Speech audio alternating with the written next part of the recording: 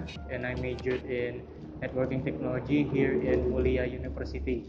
Let's paint a scenario. So you want to build a PC, but you have a very limited budget, but you want one prominent hardware that you could buy. Maybe you want to buy a CPU. Makes sense because that's the brain of the computer. Or maybe you don't want a CPU, but you want a better graphics card, or maybe more RAM. But having only one prominent hardware makes your PC bottleneck. Then, what is a bottleneck? A bottleneck computer is a computer that's usage is very limited because of some hardware.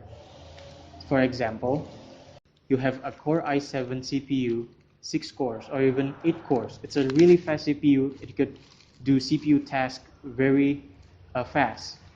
But you have 4 gigs of RAM and a 5400 RPM hard disk. In this case, your computer is bottlenecked because of the RAM and the hard disk. The RAM makes your memory swap to virtual one, but because there's very little of it, it can't multitask because of how slow it is.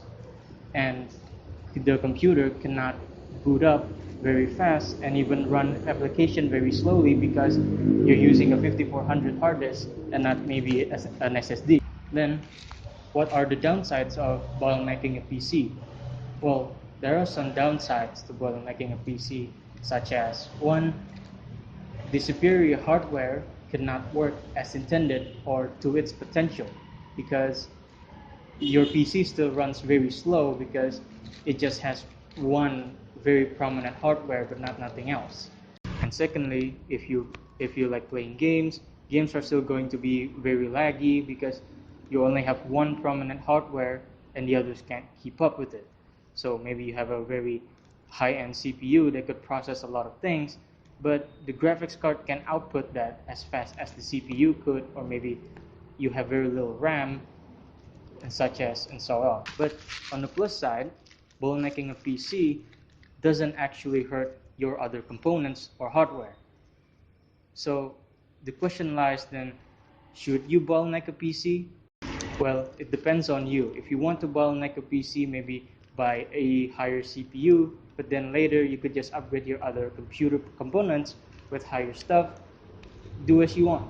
It's your PC by the end of it. Because the risk is just lower performance, so the risk isn't too high and they're not going to cost you any money anyways. Do as you can. Do as you want. That's all, folks. Thank you for watching. Wassalamualaikum warahmatullahi wabarakatuh.